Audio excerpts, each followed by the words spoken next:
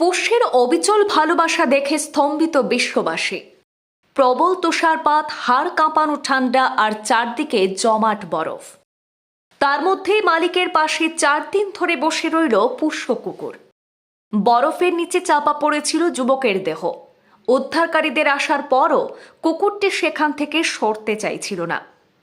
প্রকৃতির প্রতিকূলতার মধ্যেও বিশ্বস্ততার এক বিরল উদাহরণ। হিমাচলের চম্বা জেলা থেকে উঠে আসা এই দৃশ্য সকলকে আবেগে ভাসাচ্ছে। বরফে ঢাকা পাহাড়ি গ্রামে 4 দিন ধরে একটি পোষ্য কুকুর পাহারা দিচ্ছিল তার মালিককে। তীব্র শীত আর ঝড়ো হাওয়ার মধ্যেই হিমাচল প্রদেশের চম্বা জেলা থেকে সামনে এসেছে এক হৃদয়স্পর্শী ঘটনা। প্রবল তুষারপাতের মধ্যে বরফের নিচে চাপা পড়ে থাকা এক যুবকের দেহ উদ্ধার হয়েছে। সবচেয়ে বিস্ময়কর বিষয় হলো, দেহের পাশেই টানা 4 দিন ধরে বসেছিল তার পোষ্য পিটবুল। হাড় কাঁপানো সেই ঠান্ডা আর ঘন তুষারের মধ্যেও কুকুরটি সেখান থেকে কিন্তু এক পাও নড়েনি। আর এই ঘটনা নেট মাধ্যমে ভাইরাল হতে একেবারে তোলপাড় সৃষ্টি করেছে।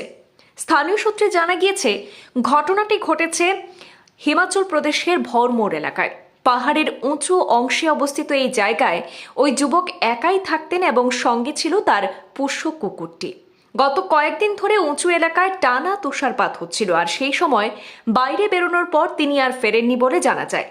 প্রাথমিকভাবে অনুমান করা হচ্ছে তীব্র শীতের কারণেই তার মৃত্যু হতে পারে, যদিও বিষয়টি নিয়ে প্রশাসনের তরফে তদন্ত চলছে। এদিকে দুর্যোগপূর্ণ আবহাওয়ায় যোগাযোগ ব্যবস্থা ব্যাহত হয় কয়েকদিন পর্যন্ত সেই যুবকের খোঁজ পাওয়া যায়নি।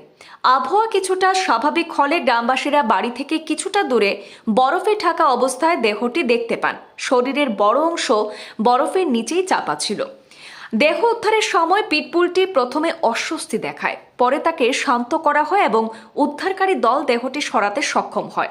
স্থানীয়দের মতে পোষ্যটি মালিককে ছাড়তেই চাইছিল না।